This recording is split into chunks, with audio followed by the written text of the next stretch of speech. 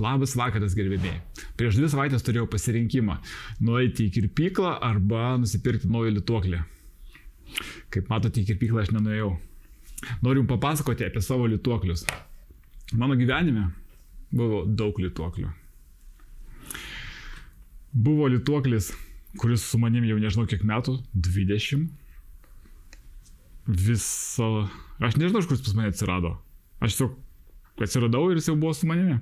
Gal dėl to aš toks ir užaugau. Kažkada pas mane atsirado lituoklis reguliuojamas. Jis jau numirė, bet tai buvo wow, galima pasukti ir nustatyti temperatūrą. Tada pas mane ėjo viskas žemyn ir atsirado USB lituoklis už 5 eurus. Su juo aš litavau paskutinius 5 metus. Vienas iš nepavykusių projektėlių buvo su šituo lituokliu. Ką šitas lituoklis pas mane daro, aš nežinau. Prieš 2 savaitės aš litavau šitų lituoklių USB šinių vieną plokštę. USB buvo įkištas vieną nautą, o lituoklis litavo plokštę, kuri buvo įkišta į kitą nautą. Ir kažkodėl jaučiu, kad kažkas nusižemino ir nuo to laiko plokštė nebeveikia. Tada ir supratau, kad reikia kažką keisti. Ir pasiunčiau žinią į visatą. Ir jinai ką... Kasgi čia? Davai pasižiūrėkime. Ne. Čia dar per anksti, palikim šitą įvį blogui.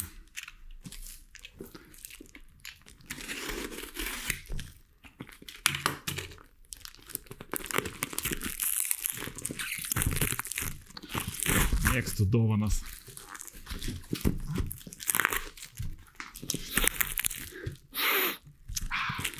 Kvepia pigia izoliacija.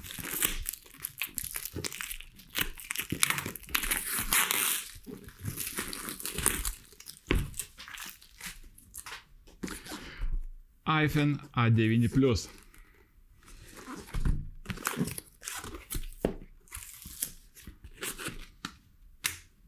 Aš neduosiu jums patarimo, kaip išsirinkti gerą lituoklį. Mano rinkimosi strategija buvo tokia. Darbe mes lituojame GBC, GCB, GBC. Normaliais lituokliais. Ir kai kažką reikia lituoti, aš lituoju darbe. Paklausiau, kuo naudojasi kolega. Kolega naudojasi iPhone A9 tiesiog. Kadangi darbe turime GBC, tai buvo geras sprendimas išsirinkti lituoklį GBC. Reikia paguglinti, GBC ar GBC, GCB. Tai kalbu. Pavadinimą išmokti negaliu. Blogeris, blin. Dėl to buvo protingas pasirinkimas nusipirkti lituoklį tokį patį kaip darbe, kad turėti visus antgalius, galėti, jeigu reikia iš darbo pasiskolinti. Kas čia per daiktas? Ne.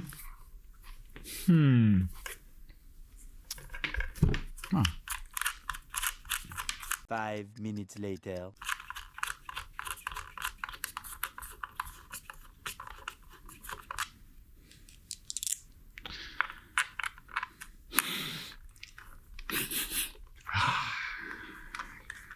Kvepia gerai. AliExpreso.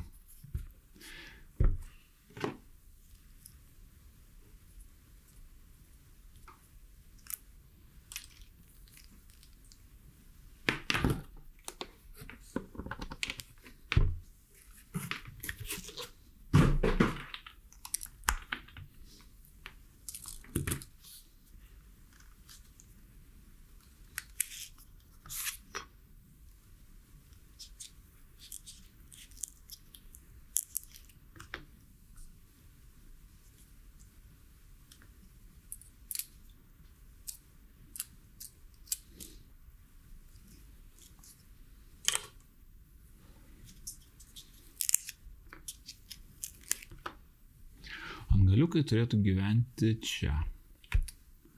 Taip, turbūt. Ar taip?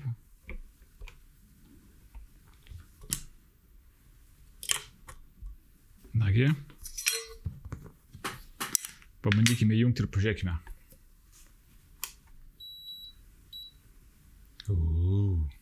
Šitam plėšti.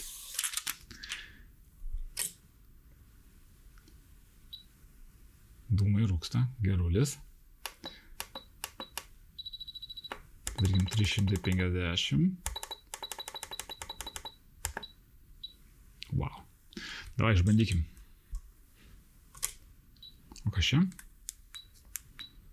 Palaipsnį keičia. Antgalis jaučiasi, kad biškai kinietiškas. Pasėmiau gabalėlį vario pabandymai. Antgalis mažiukas, paimkime mažą gabalėlį. O tokį. Prijungkime prie termometro.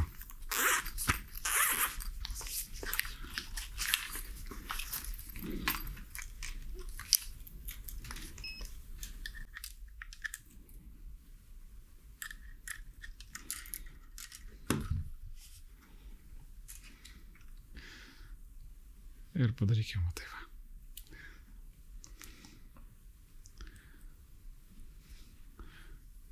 Štai. Tarp dviejų vario plokštelių kišim termoporą. Prispauskim termoporą. Lydmetalį turiu bešvinį ir normalų. Gal gyvensiu ne taip ilgai, užtat laimingai. What the fuck?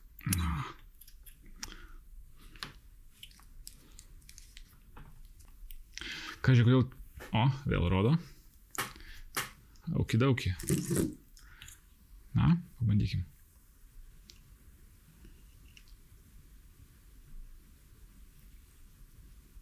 Neblogai.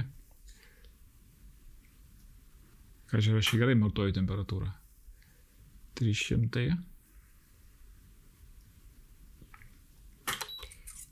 Pabandykime didesnį gabalą. Quick. Atkirkim didesnį vario gabalą. Dideliem darbam aš pasiliksiu savo liutoklį didelį, o mažom schemutėm va šitas liks. Na, nusiims jisai daviklio. Come on.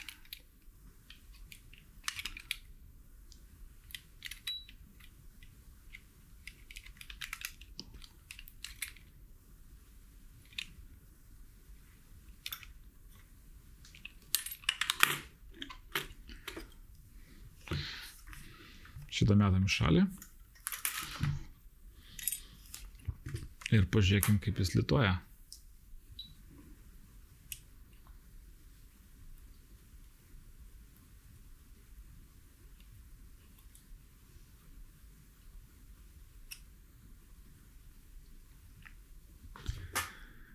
Gerai, šitas jau nebepatempia.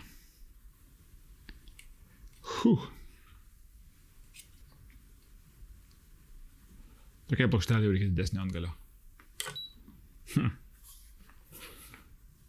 Likau įdomiai nustebęs.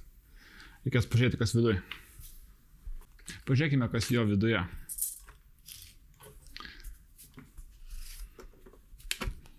Išjungta. Išjungta.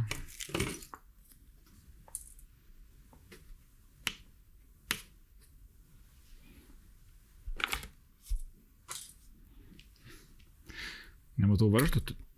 O, varžtai po kojelėmis, iš kurių vieną jau pamečiau.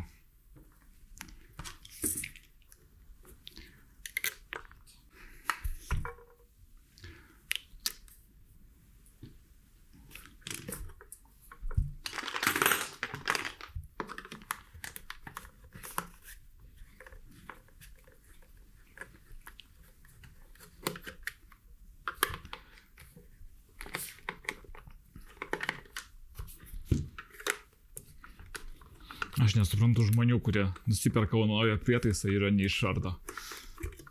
Kad pasižiūrėti, kaip jis padarytas.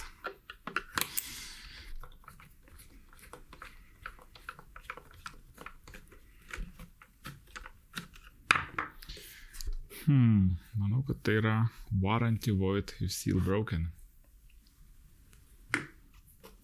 Gal nesimatys?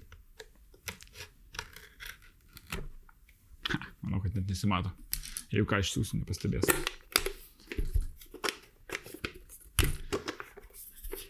Na. Hop.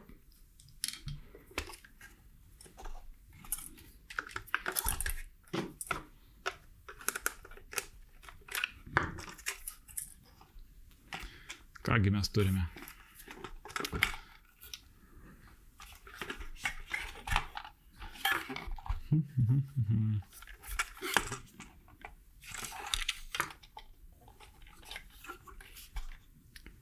Matau mikrokontrolerį. SH1K28.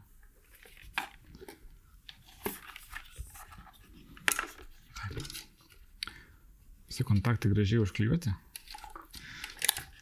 Bet mes juos kiniškus DC-DC keitiklius reikia atsargiai liesti.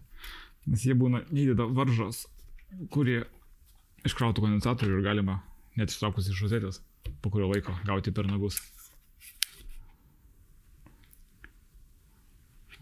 Rated power 110 W. Graži plokštelė, gražiai padaryta.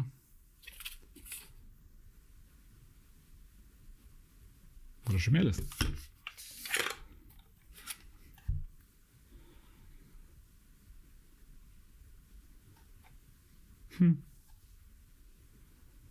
Esu maloniai nustebintas.